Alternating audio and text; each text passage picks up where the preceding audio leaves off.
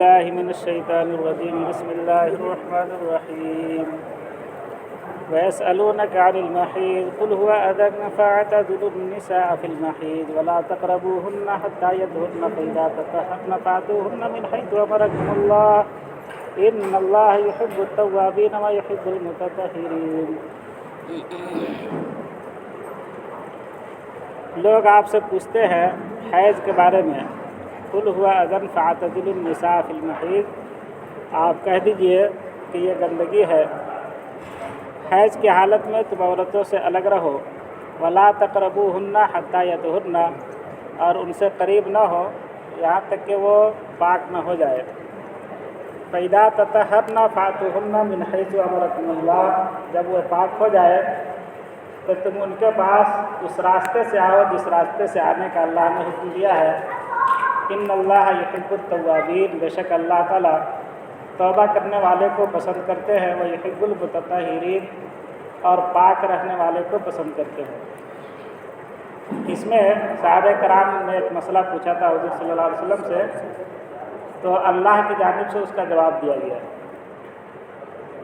کہ لوگ آپ سے حیض کے بارے میں پوچھتے ہیں۔ ہر عورت کو ہر مہینے جو خون آتا ہے اس کو حیض کہا جاتا ہے، عربی میں اس کو محیض کہا جاتا ہے، ماہواری جس کو کہتے ہیں۔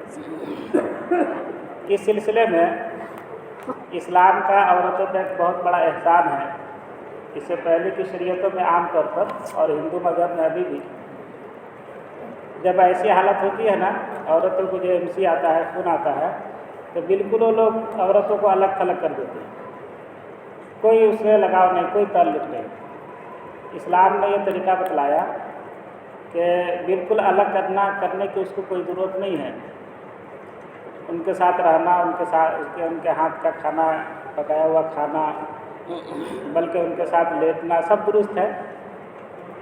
صرف یہ ہے کہ اس حالت میں جتنے دن تک وہ مہینے میں رہے گی تو اس سے صحبت نہیں کی جائے گی، میاں بیوی کو جو خاص تعلقات ہوتے ہیں، بے تکلفی کی بات ہوتی ہے، تو وہ نہیں کرنا ہے۔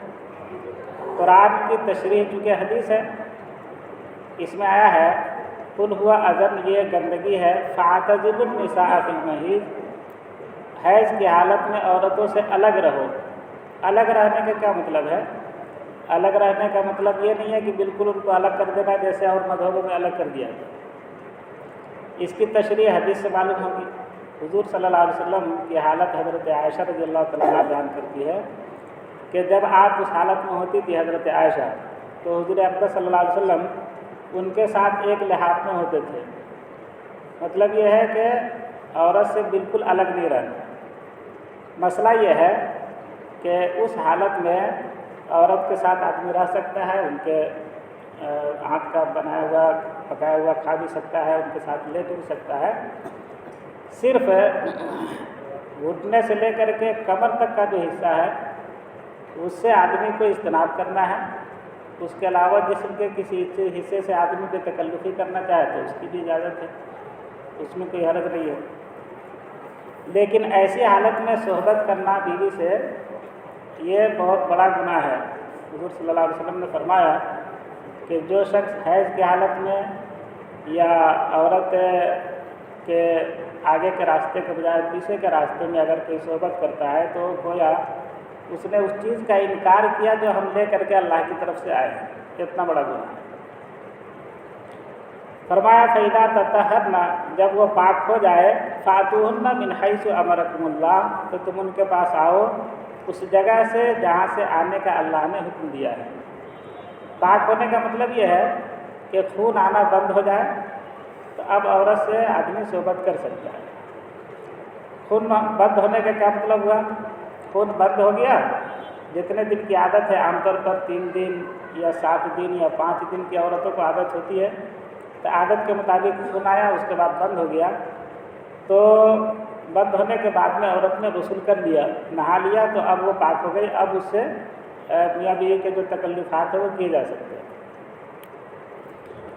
فقہا نے لکھا، یعنی حنفیہ نے، کہ ایک صورت پاک ہونے کی یہ بھی ہے کہ غسل تو بذات نہ کرے، لیکن خون کے بند ہونے کے بعد ایک نماز کا وقت گزر جائے۔ اب تو غسل نہیں کی لیکن ایک نماز کا وقت گزر گیا، تو گویا اب وہ اس لائق ہے کہ ان کے ساتھ بتکلفی ہو سکتی ہے۔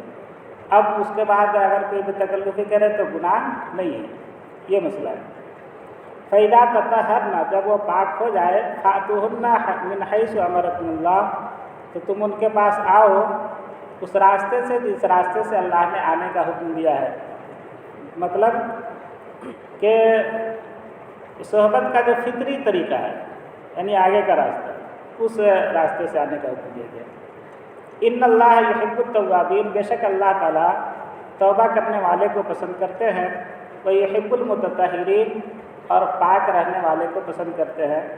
یعنی اس حالت میں بیوی سے بے تکلفی کرنا یہ گندی ذہنیت کی بات ہوگی، ایسے لوگوں سے اللہ محبت نہیں کرتا ہے، ایسے لوگوں کو اللہ پسند نہیں کرتا ہے۔ اس حالت کے ختم ہو جانے کے بعد اب اگر کوئی بے تکلفی کرتا ہے تو وہ پاکیزہ نفس آدمی ہے، پاکیزگی کو پسند کرتا ہے، اور ایسے لوگوں سے اللہ تعالیٰ محبت کرتے ہیں۔ آگے نساؤکم حرث لکم فأتوا حرثکم انا شئتم، تمہاری بیویاں تمہارے لیے کھیتی کے درجے میں ہے، کھیتی کے منزلے میں ہے۔ فأتوا حرثکم انا شئتم، تو تم اپنی کھیتی میں آؤ جس طرح چاہو۔ وقدموا لانفسکم، اور آئندہ کے لیے اچھے اعمال کرتے رہو۔ بیوی کو کھیتی پر کہا گیا، جس طریقے سے آدمی کھیت سے کسان کو غلہ حاصل ہوتا ہے تو ہر انسان کو بیوی سے اولاد حاصل ہوتی ہے، تو اس لیے کھیتی سے اس کی تشبیہ دی گئی۔ اس میں ایک اشارہ اس کی طرف بھی ہے کہ غیر فطری عمل جو ہوتا ہے وہ بیوی کے ساتھ نہیں کیا جا سکتا ہے۔ اسی راستے میں بیوی کے ساتھ بے تکلفی کی جا سکتی ہے جس راستے سے توالد و تناسل کا مسئلہ ہوتا ہے، نسل کے چلنے کا مسئلہ ہے۔ اس کے علاوہ جگہ کا استعمال یہ قرآن کی روح سے درست نہیں ہے۔ اس میں فاتوا حرثکم، اپنی کھیتی میں آؤ جس طرح چاہو۔ جس طرح چاہنے کا مطلب یہ ہے کہ بیوی سے بے تکلفی کا کوئی خاص طریقہ اسلام نے متعین نہیں کیا، راستہ تو متعین کیا، طریقہ متعین نہیں کیا۔ جیسے آدمی چاہے کر سکتا ہے، لیکن راستہ ایک متعین ہے۔ دوسرے راستے سے بیوی کے پاس آنا یہ بہت بڑا گناہ ہے۔ وقدموا لانفسکم، اور اپنے لیے اچھے اعمال کرتے رہو۔ واتقوا اللہ، اور اللہ سے ڈرتے رہو۔ وعلموا، اور جان لو، انکم ملاقوہ، کہ ضرور تم اللہ سے ملاقات کرو گے۔ کوئی بھی آدمی یہ ذہن میں نہ رکھے دنیا میں رہتے ہوئے کہ صرف یہاں کی عیش موج میں ہم پھنس کر کے رہ جائے۔ یہ بات اس کو ہر وقت ذہن میں رکھنی چاہیے کہ ہم یہاں جو عمل کریں گے آئندہ اس کی سزا یا اس کا بدلہ ہم کو ملے گا، اور اللہ کا ڈر اور اللہ کا خوف آدمی کے دل میں بسا ہوا رہنا چاہیے۔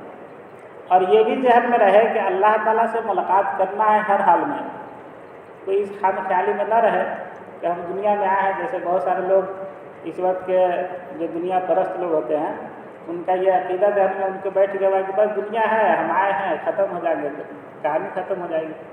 تو یہ ذہن میں نہ رہے، بلکہ یہ ذہن میں رہے کہ اللہ سے ہر حال میں ملنا ہے۔